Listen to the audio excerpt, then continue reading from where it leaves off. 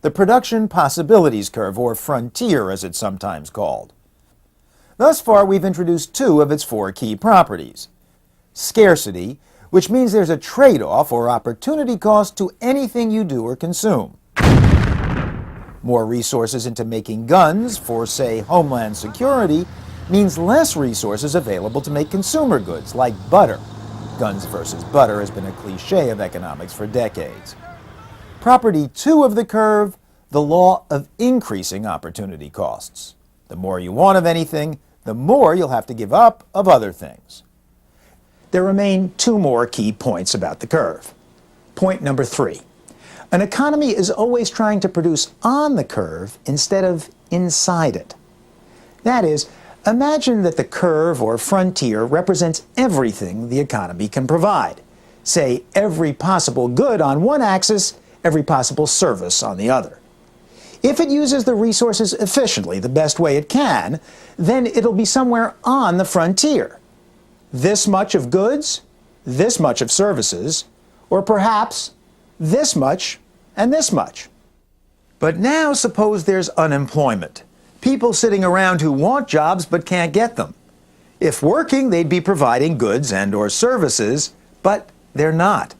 So the economy, at less than full employment, is not producing as much as it could, but somewhat less, and thus finds itself inside the curve, not at maximum production.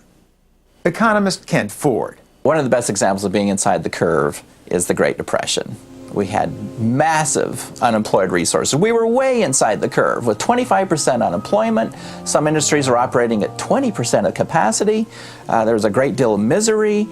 People were not making a living. They couldn't survive. An example of being on the curve or close to it would be World War II. There was a massive effort in that war. War production, tanks were being produced, airplanes were being produced, and everybody was working.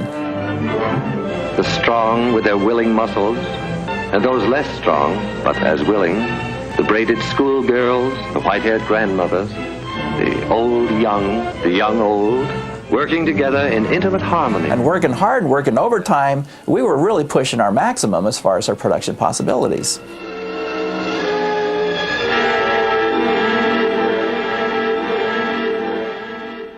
Finally, here's the fourth and last point the production possibilities curve illustrates: economic growth itself. Growth means pushing the frontier outward. And that outward push is the goal of all economies, to get bigger and richer. That curve will move out if we increase the factors of production, the things that produce goods and services, greater technology, better ways to do things. More human capital. People are more skilled and are able to produce more.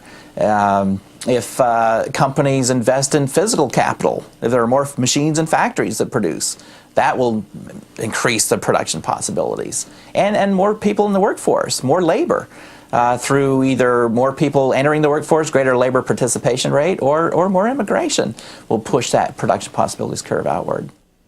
So the curve was down here somewhere in the late 1700s, say, before the Industrial Revolution.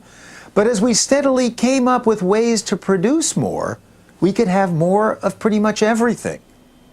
In terms of the picture, we've been moving this curve up and to the right pretty rapidly ever since. Or as economists like to put it, we've been making the pie of everything we could possibly have bigger and bigger and bigger. So the production possibilities curve, or frontier, not only illustrates scarcity, increasing opportunity costs, and efficiency, producing on the curve instead of inside it, but the whole point of economics, to make us all materially better off.